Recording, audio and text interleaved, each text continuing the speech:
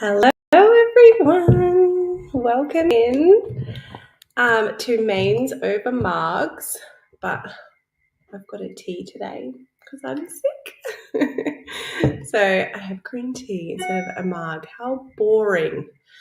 Anyway, we're here to talk about curly hair today. So basically, if you are scared to book in clients who have naturally curly hair because you are worried that you're not going to be able to handle it and style it without having it messy and with flyaways, this is going to be perfect for you. So if you're wanting any more in-depth training on how to curl your client's hair, drop me a comment below. If you're doing this live, send me a DM because sometimes it doesn't save the comments. Otherwise, if you're watching the replay, you can comment below.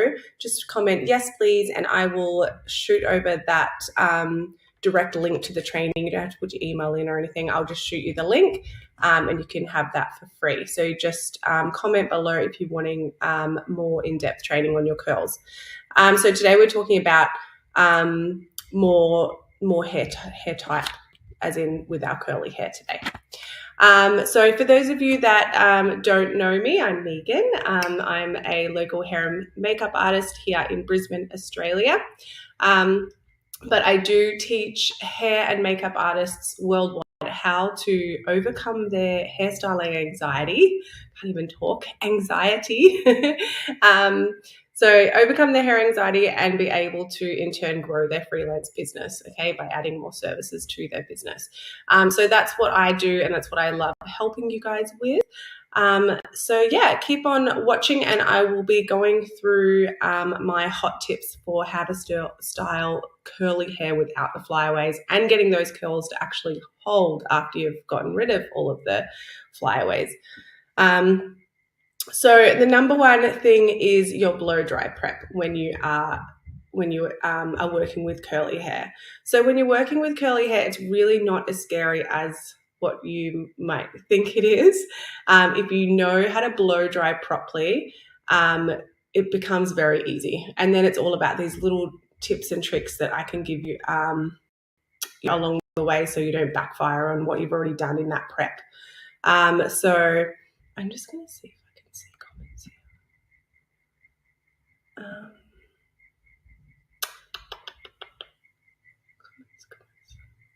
Chat. Ooh, all right.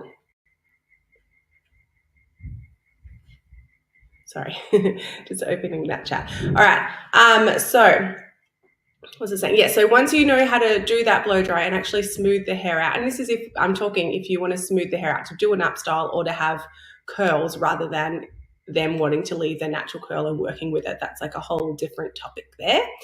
So today we're talking about actually getting rid of those curls to put in your own curls, and you know, as per their inspo picture.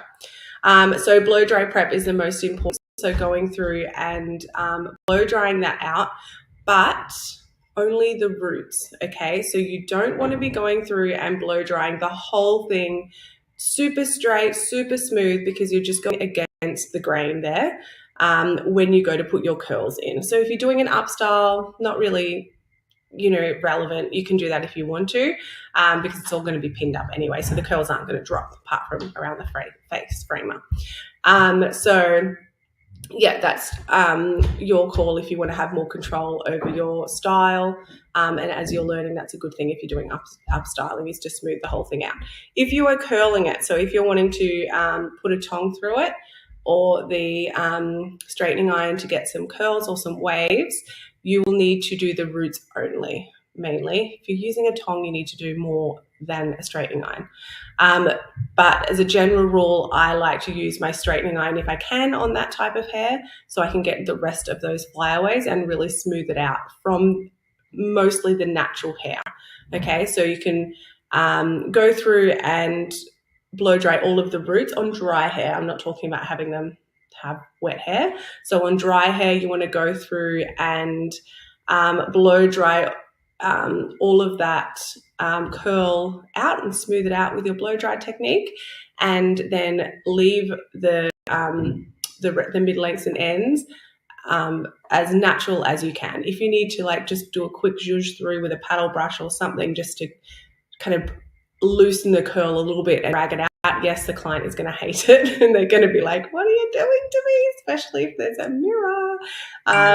But it's kind of what you need to do to keep it as natural as possible, so that when you go back in with your straightening iron and produce that curl, you're not super confusing the hair by saying, hey, be super, super straight, and then, hey, no, actually be really curly and hold it. It's gonna not hold as well. It's gonna want to try and get back to that straightness. That's a word.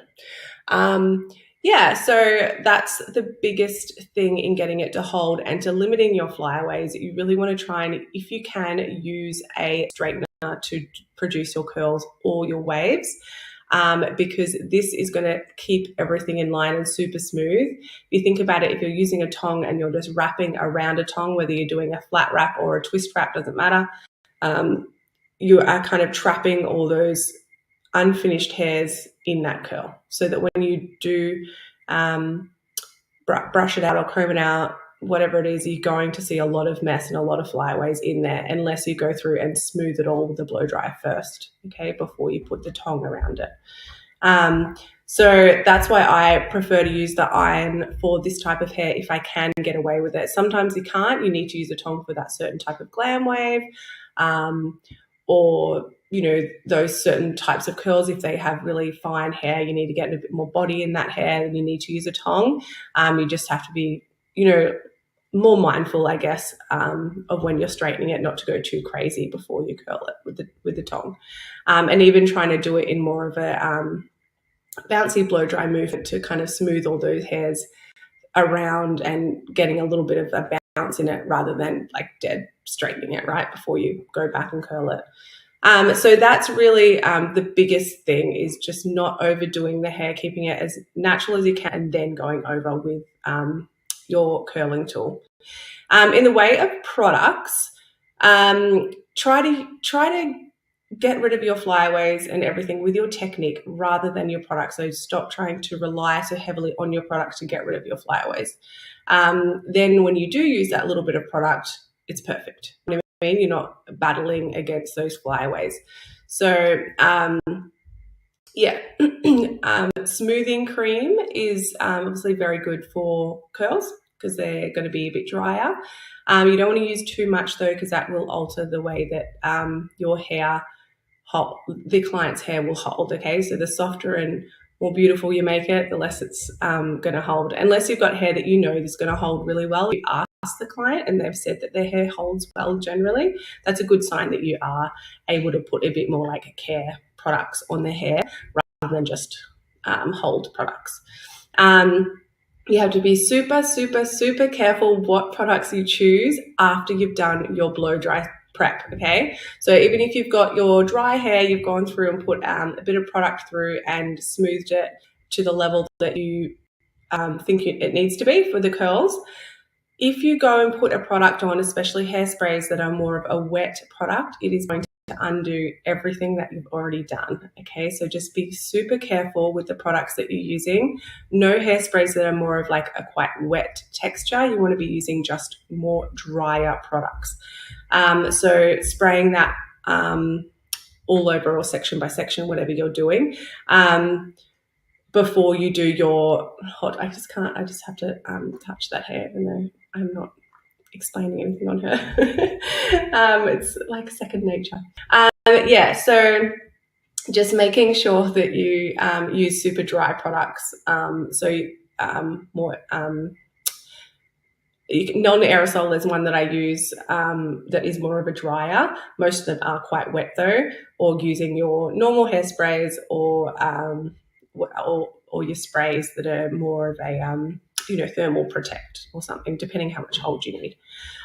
Generally curly hair, if you haven't gone and smoothed it out like crazy before you're going in with your curls, with your irons, it will hold pretty well, because it's kind of got that curl memory in it, that the curls just love being curly, so it definitely will hold better than like your fine straight hair girls that we struggle to get the curls to hold, will hold pretty well if you don't go and straighten the whole thing first.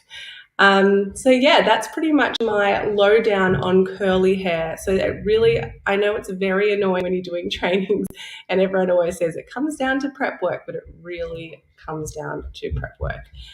Prep work in your blow drying and your foundational knowledge with your hair types and products, but also that prep work with your blow drying and direction of curls, all that sort of thing. Everything else will flow for you after that once you've kind of nailed those aspects.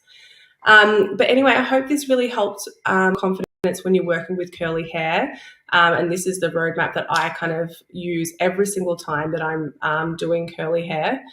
If they're wanting that smoother curl look. I definitely will do another video on curly hair and keeping it curly, using a tong to enhance it or product to enhance it. I think that's a great one to go over. But if you are wanting more help, in-depth training with your actual technique of holding your tools, using your tools, and getting that right direction with your curls, as well as more in-depth training on how to limit your flyaways in your hairstyles, then comment below and pop your comment in, whether you just say yes or yes please, something like that, and I will shoot it directly into your inbox, that free training for you. I hope this really helps, and I will talk to you soon.